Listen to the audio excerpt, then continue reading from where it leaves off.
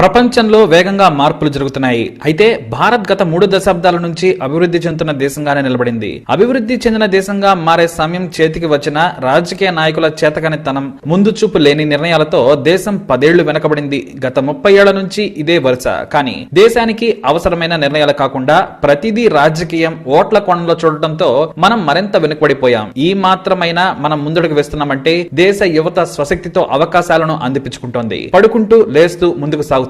అయితే మన దేశం ఇంకా ఎన్నాళ్ళు ఇలా ఉంటుంది? చైనా మాదిరిగా ప్రపంచాన్ని శాసించే స్థితికి రాలేమా అంటే వస్తుంది. కానీ ఆ సమయం రావాలి అంటే మరో 30 ఏళ్లు గడవాల్సిందే. 2050 నాటికి భారత్ సూపర్ పవర్ అవుతుంది అనడంలో ఎలాంటి సందేహం లేదు. ఎందుకంటే మనకు కొన్ని ప్రత్యేక అనుకూలతలు ఉన్నాయి. ఆ ముఖ్యమైన కారణాలు ఈ స్టోరీలో చూద్దాం. కోవిడ్ కారణంగా భారత్ ఎకనామీ దారుణంగా పడిపోయిన సంగతి తెలిసిందే. అయితే మన అభివృద్ధి స్థానిక పెట్టుబడుల మీదే ఆధారపడి ఉంది. పేద మధ్యతరగతి కుటుంబాలు కోవిడ్ కారణంగా దెబ్బతిన్న కీలకమైన భారీ పరిశ్రమలు, ఇండస్ట్రియల్ గ్రోత్, సాఫ్ట్వేర్ నిలకడగానే ఉన్నాయి. చిన్న మధ్య తరహా పరిశ్రమలు భారీగా నష్టపోయాయని చెప్పాలి. దీని ప్రభావం మరో ఏడాది వరకు ఉంటుందనేది నిపుణుల అంచనా. ఇక ఆ తర్వాత నార్మల్ పొజిషన్ కు వస్తుంది అనేది భావన. అయితే చైనా ఇప్పుడున్న పరిస్థితికి రావాలంటే భారత్ 2030 వరకు వెయిట్ చేయాల్సిందే. మనం చైనాను సులభంగా దాటివేస్తాం. చైనా ఆర్థిక వ్యవస్థ విదేశీ పెట్టుబడుల మీద ఆధారపడి ఉంది. అందుకే వారిని పంపించేందుకు కుట్రలు చేస్తుంది. వాళ్ళు వెళ్లిపోయిన జనరల్ మోటార్స్,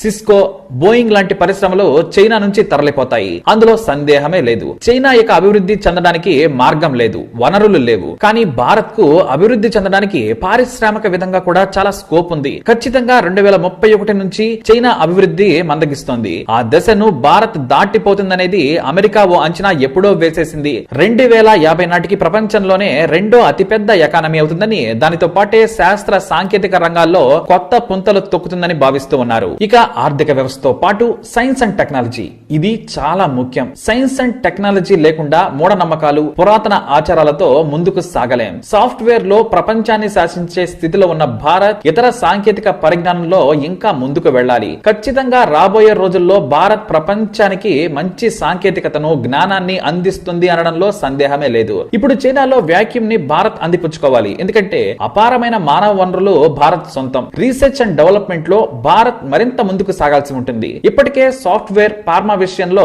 అగ్రగామిగా ఉన్న విషయం తెలిసిందే. మరో 15 ఏళ్లలో చైనా స్థాయికి చేరుతామని, 2050 నాటికి చైనాను దాటేసి సులభంగా ఆసియా ప్రాంతంలో గట్టిగా నిలబడతాము అంటున్నారు నిపుణులు. ఇకలాగే భారత్ 2050 నాటికి సూపర్ పవర్ అవుతుందని చెప్పడానికి ముఖ్య కారణం జనాభా. పనిచేసే జనాభా నికరంగా ఇప్పుడు 60% ఉంది. మిగతా 40%లో చిన్నపిల్లలు, వృద్ధులు ఉన్నారు. దీంతో మరో దశాబ్దం వరకు మానవ వనరులకు కొదవే లేదు. మరో ముఖ్య విషయం ఏంటంటే చైనాలో జనాభా పెంచుకోవడానికి ప్రయత్నిస్తున్నా అక్కడ ఛాన్స్ లేదు. వారిపై పెట్టిన కఠిన నిబంధనలు వారి మానసిక స్థితిని దెబ్బతీసేశాయి. దీంతో ఇప్పుడు ప్రపంచానికి భారత్ మానవ వనరులను అందించగలదు. సింగపూర్, రష్యా, జపాన్ లో సంతానం కోసం స్కీములు పెడుతున్నారు. రాబోయే రోజుల్లో యూరోప్ కంట్రీస్ లో కూడా ఇదే పరిస్థితి ఉంటుందని నిపుణులు భావిస్తూ ఉన్నారు. అమెరికా మాత్రం తెలివిగా ఇమిగ్రేషన్ తో ఎలాంటి నష్టం రాకుండా ముందు జాగ్రత్తలు తీసుకుంటూనే ఉంది. కాబట్టి ఫ్యూచర్ లో నమ్మకమైన మానవ వనరులను భారత్ మాత్రమే అందించగలదు. ఇలా విదేశీ మారక ద్రవ్యం కూడా భారత్ లోకి అదనంగా 30% పెరుగుతుందని ఆర్థిక నిపుణులు అంటూ ఉన్నారు. ఇక మిలిటరీ పవర్ విషయానికి వస్తే భారత్ 2050 నాటికి రెండో స్థానానికి చేరుకుంటుంది. దాదాపు అమెరికాకు సరి సమానం కానుంది. ఇప్పటికే మనం ప్రపంచంలో 4వ అతిపెద్ద శక్తివంతమైన సైనిక దేశంగా ఉన్నాం. ఇక అనుభవం ఉన్న ఆర్మీలో రెండో దేశంగా ఉన్నాం. అమెరికా తర్వాత అనుభవం ఉన్న సైన్యం మనకు మాత్రమే సొంతం. ఆర్మీలో 4వ వంతు రియల్ టైం వార్ సిచ్యువేషన్ లో పనిచేసిన వారికి ర్యాంకులు ఇస్తే భారత్ రెండో స్థానంలో ఉంది. చైనా కూడా మన కిందే ఉండటం విశేషం. ఆ తర్వాత రష్యా. ఇక పవర్ఫుల్ ఆర్మీ విషయాల్లో అమెరికా, రష్యా, చైనా, భారత్ లు వరుసగా ఉన్నాయి. భారత్ కు ఉన్న ఏకైక లోపం పవర్ఫుల్ జెట్ ఫైటర్స్ లేకపోవడం. దీనిని రానున్న రోజుల్లో అధిగమించడం ఖాయం. మరో 15 ఏళ్లలో ప్రతి విమానం, ప్రతి బుల్లెట్ ను ఇక్కడే తయారు చేసుకునేందుకు ప్రణాళికలు కూడా రూపొందించింది కేంద్రం. ఇక భారత్ అభివృద్ధికి 2 అద్భుత వనరులు ఉన్నాయి. ఒకటి మంచి నేల, రెండోది మంచి వాతావరణం. దేశంలో పనికొచ్చే భూమి 90% ఉంది. కేవలం 10% మాత్రమే కొండలు, ఎడారి ప్రాంతాలున్నాయి. అయితే ఇంత వనరులు ఉన్న దేశాలు చాలా తక్కువ.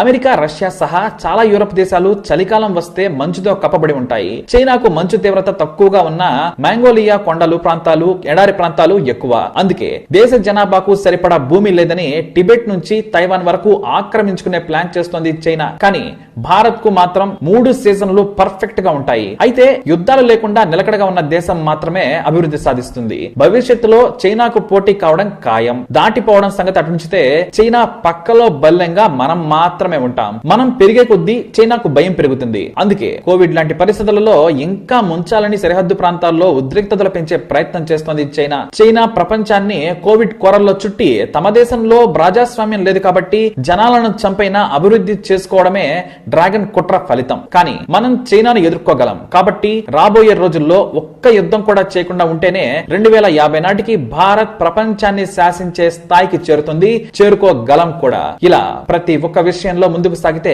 ఖచ్చితంగా వాస్తవానికి చెప్పాలి అంటే 2040 నాటికే భారత్ ప్రపంచంలో గొప్ప ఆర్థిక దేశంగా నిలబడగలదు. ఇక 2050 నాటికైతే సూపర్ పవర్ స్టేజ్ లో ఉంటుంది. అయితే మంచి నాయకత్వం కూడా దానికి కావాలి. ఓట్ల రాజకీయం కాకుండా ముందు చూపుతో వ్యవహరిస్తే అంతకంటే ముందే భారీ మార్పులు కూడా రావచ్చు. ఇది 2050 నాటికి సూపర్ పవర్ గా ఇండియా మారుతుంది అని చెప్పే నిపుణుల అంచనాలు. మరి వీటికి మీరేమంటారో, ఇంకా మీ అభిప్రాయాలు ఇంకేమైనా ఉంటే తప్పకుండా మా ఈ వీడియో ద్వారా షేర్ చేసుకోండి.